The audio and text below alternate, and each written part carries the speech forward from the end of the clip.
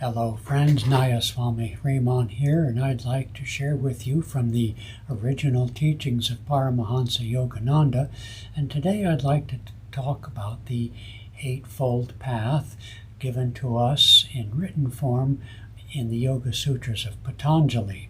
Patanjali is said to have only codified the teachings from far more ancient times, particularly when they weren't codified in writing but passed on orally. So the Eightfold Path consists of the following steps: self-control, that's yama. Niyama is non-control, or the do's. So self-control, and then the things you should do. Then the ability to sit still, asana.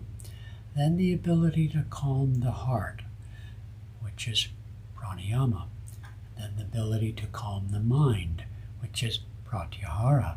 And then the next three last stages have to do with the concentration of the mind beyond the senses, beyond thoughts, into the higher stages of consciousness. And those are dharana, dhyana, and samadhi, known together as all three as samyama in the Yoga Sutras. So I have here a printout from one of Yogananda's lessons, the Praeceptum, number 149 in part 2, in which he talks about what he calls the real 7 steps in the ladder of self-realization.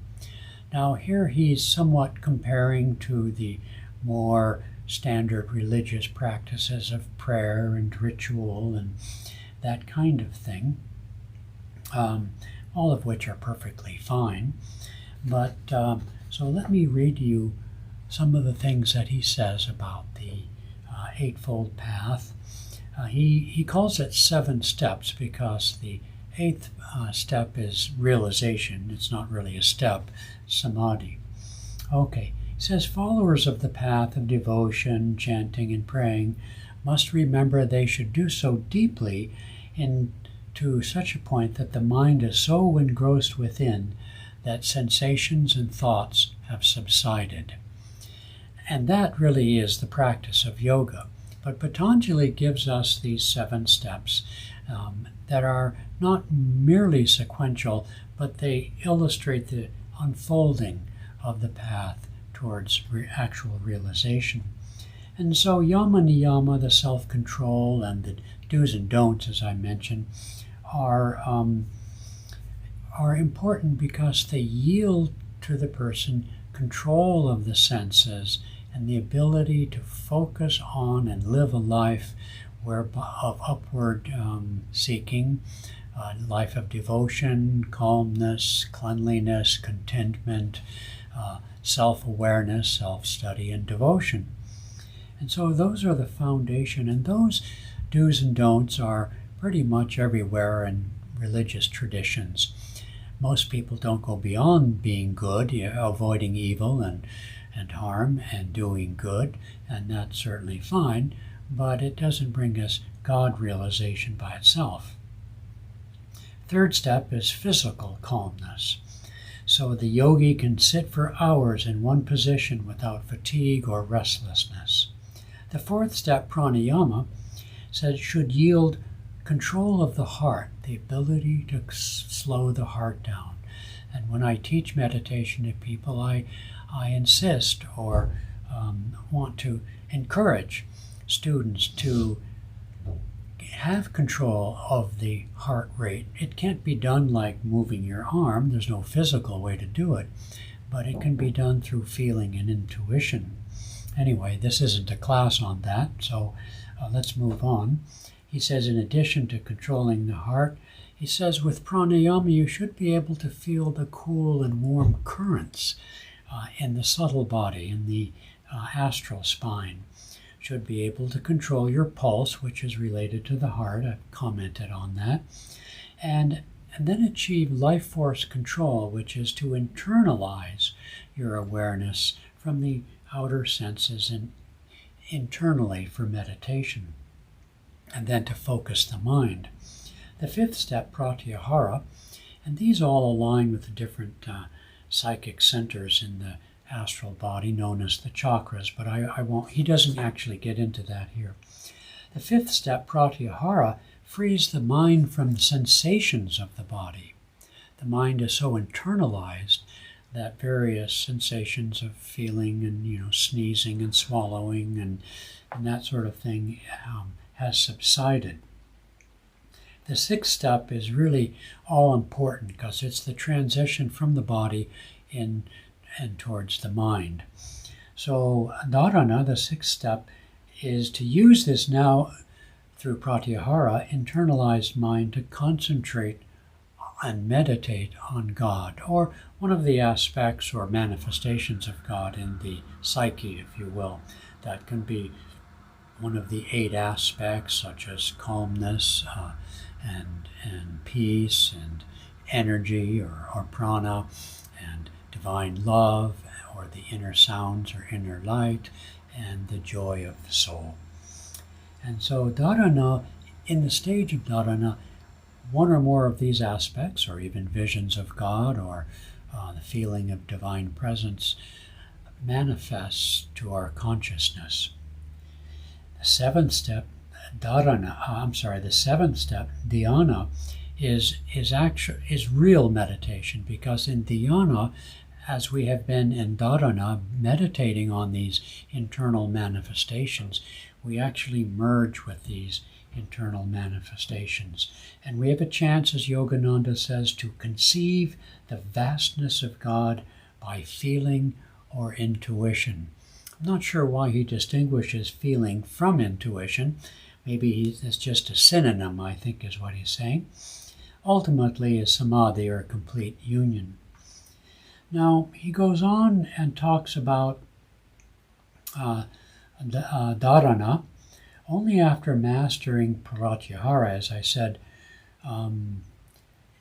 is dharana and then dhyana possible.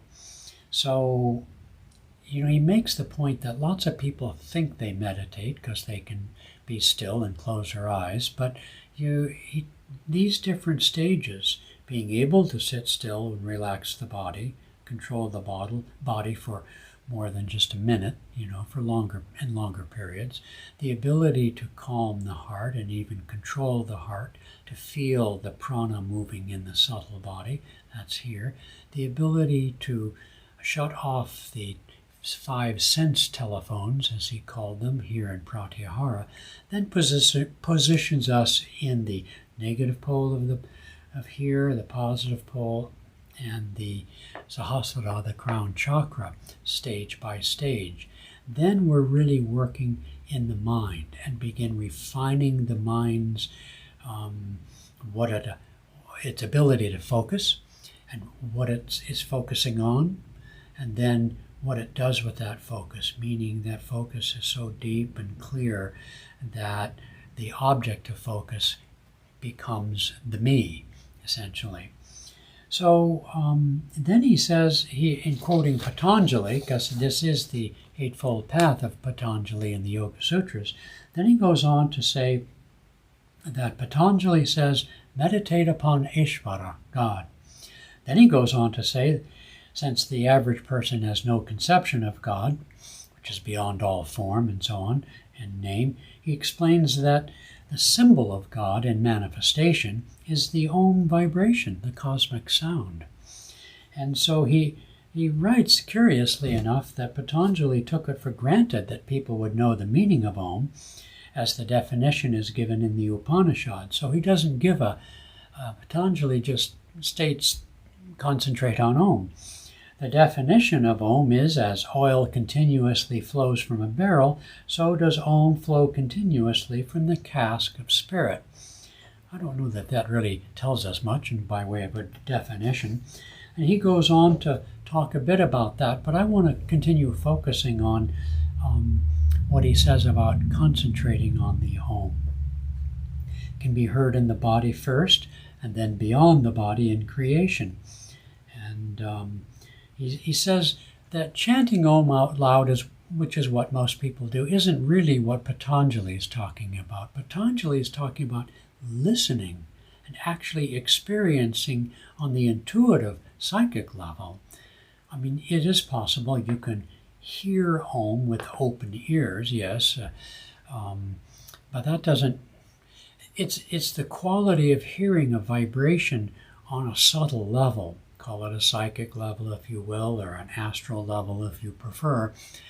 So when we say we hear Om, though the sensation is heard in relation to the sense of hearing here, in the ears, it's not really the ears as we know them that's hearing. It's the astral power of hearing. But we don't distinguish that when we hear it. We hear it, and it's just a sound. So that distinction is only definitional rather than experiential. Okay, let me just check here.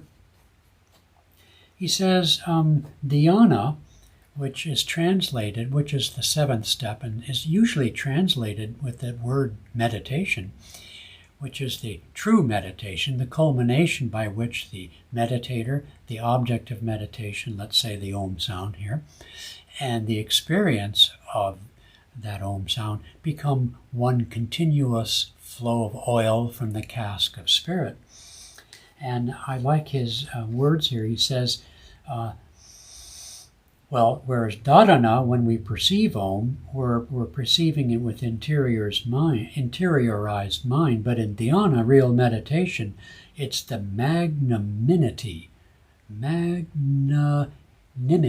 I said it right, magnanimity of Om, meaning you expand into that experience without thought of separate self. He goes on from there to talk about samadhi, but I'm going to keep it there because what I've described is more what we can more readily experience as meditators. So we want to lead a life of self-control. We want to lead a life of virtue, doing the right things. We want to learn to relax and have the body be still, for which practices like Hatha Yoga are excellent. We want to be able to feel the heart and control the heart, usually using control of the breath to quiet the heart, including Kriya Yoga. And then we want to control the mind by one-pointed focus in such a way that the mind is so focused that no longer do the sensations of the senses disturb that mind. And then finally, we are in the interior castle, whereby there appear manifestations, astral manifestations, one of the 8 aspects, etc., in which become the, quote, object of our meditation. That's it for today, folks. Joy and blessings.